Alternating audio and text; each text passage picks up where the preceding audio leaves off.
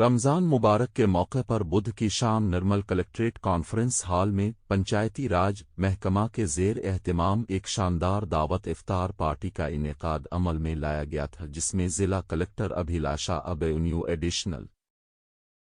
کلکٹرز فیضان احمد، کشور کمار سمیت مختلف محکمہ جات کے افسران اور عملہ نے شرکت کی اور افطار کا شرف حاصل کیا۔ اس موقع پر خطاب کرتے ہوئے ضلع کلکٹر ابھیلاشا ابینیو نے کہا کہ